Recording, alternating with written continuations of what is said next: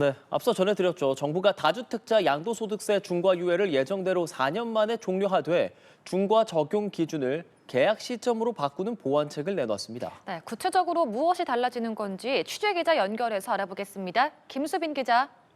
네, 정부는 오는 5월 9일로 예정된 다주택자 양도세 중과유예를 연장하지 않기로 했습니다. 다만 거래 혼선을 줄이기 위해 적용 기준을 일부 조정했습니다. 기존엔 5월 9일까지 잔금과 등기를 모두 마쳐야 중과를 피할 수 있었는데요. 이제는 5월 9일까지 매매 계약만 체액 태결하면 됩니다. 대신 계약 이후 일정 기간 안에 잔금을 치러야 합니다. 기존 조정 대상 지역인 서울 강남 3구와 용산은 계약 후 4개월, 지난해 10월 새로 지정된 지역은 6개월까지 인정됩니다. 매수자는 해당 기간 안에 입주하고 이후 2년간 실거주해야 합니다. 세입자가 있는 경우엔 임대차 계약 종료일까지 입주가 유예되지만 발표일 기준 최대 2년 안에는 반드시 들어가야 하고 무주택자만 해당됩니다. 주택담보대출의 전입 의무도 완화됩니다.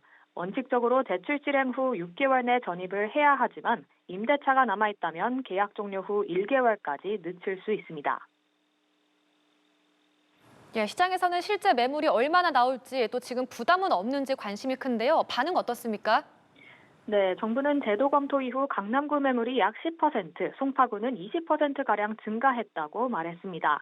유예 종료를 앞두고 일부 다주택자들이 매도에 나선 영향으로 풀이됩니다. 다만 시장 일각에선 결국 현금 부자 위주의 거래가 되는 것이 아니냐는 지적도 나오는데요.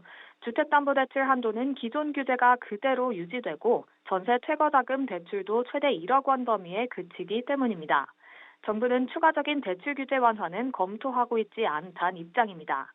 결국 단기적으로는 매물 증가 효과가 일부 나타날 수 있지만 시장 전반에 미칠 영향은 더 지켜봐야 한다는 평가입니다.